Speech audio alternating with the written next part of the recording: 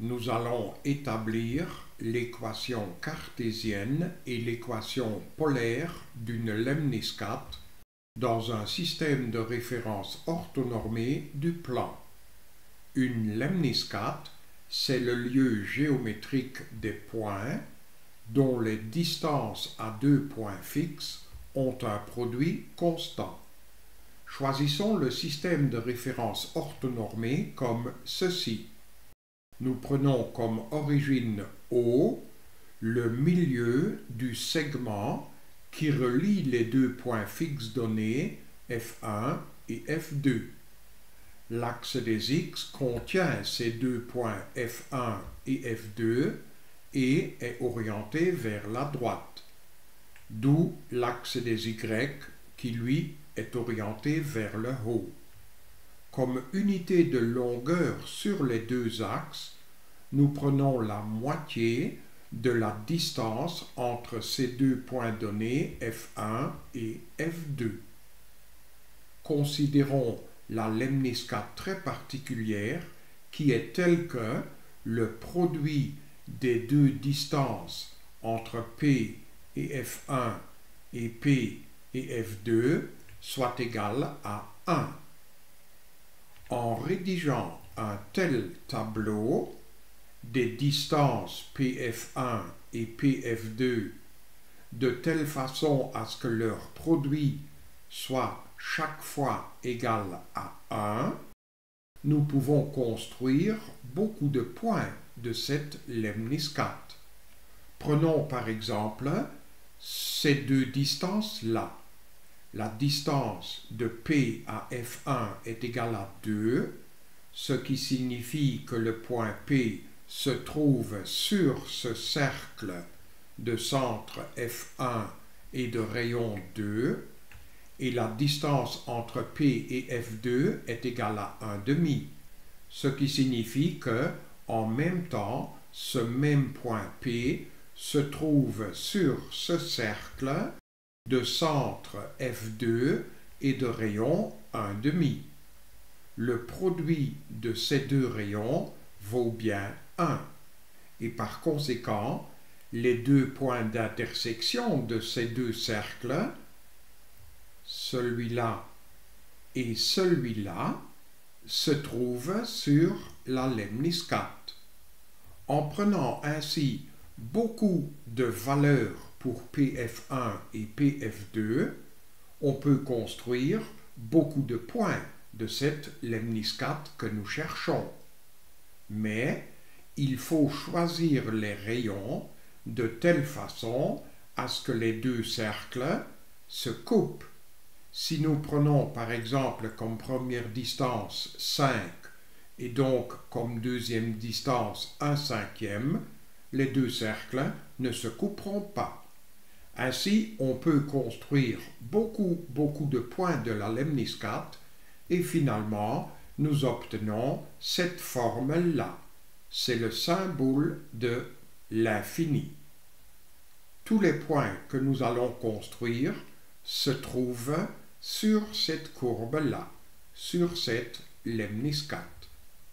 Maintenant, nous allons établir l'équation cartésienne de cette lemniscate dans ce système de référence orthonormé du plan.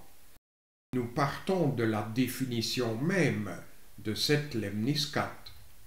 Le produit de ces deux distances est égal à 1 si et seulement si le produit de ces deux racines carrées est égal à 1. Et comme il s'agit exclusivement de nombres positifs, cette équation est équivalente à l'équation que nous obtenons en élevant les deux membres de l'équation au carré, comme ceci. Maintenant, nous distribuons le tout, nous mettons encore le 1 à gauche du signe d'égalité, et ainsi nous obtenons cette équation-là. Ici, nous voyons moins 2x au cube, et là, plus 2x au cube. Ces deux termes disparaissent. Là, nous avons 2x, et là, moins 2x, ces deux termes disparaissent aussi. ce terme 2xy au carré disparaît avec ce terme moins 2xy au carré. Et là, nous voyons 1 et moins 1. Ces deux termes disparaissent aussi. Ce qui nous mène vers cette équation-là, équation cartésienne que nous pouvons encore écrire sous une forme plus simple à retenir. Donc, voilà l'équation cartésienne de cette lemniscate dans ce système de référence orthonormée du plan. À partir de l'équation cartésienne de cette lemniscate, nous allons établir son équation polaire. Dans l'équation cartésienne de la lemniscate, nous pouvons remplacer x au carré plus y au carré par r au carré. Donc ici, nous avons r au carré exposant 2, ça c'est r exposant 4. Et nous pouvons remplacer le x au carré par r au carré cosinus au carré de phi, c'est fait. Et nous pouvons remplacer le y au carré par r au carré fois sinus au carré de phi, c'est fait aussi.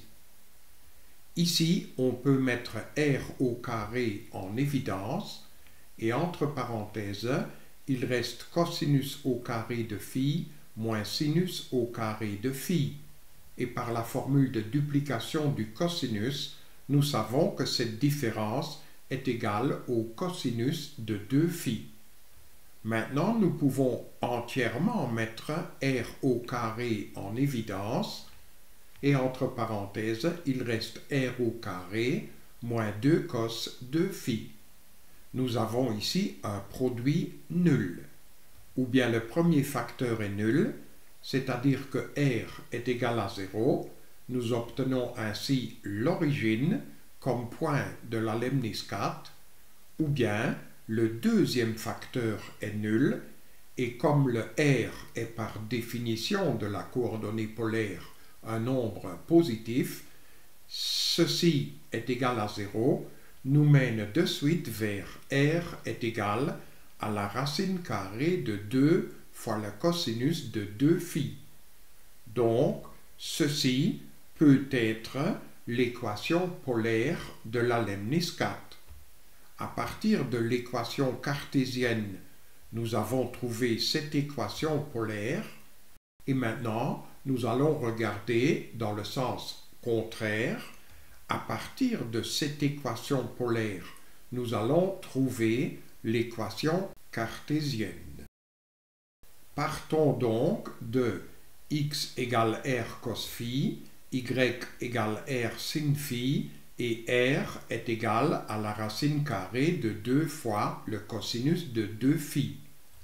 Le membre de gauche de l'équation cartésienne, c'est-à-dire cette différence-là, devient alors x au carré plus y au carré, ça c'est r au carré ça fait r exposant 4, nous remplaçons le x au carré par r au carré cosinus au carré de phi, c'est fait, et nous remplaçons le y au carré par r au carré fois sinus au carré de phi, c'est fait.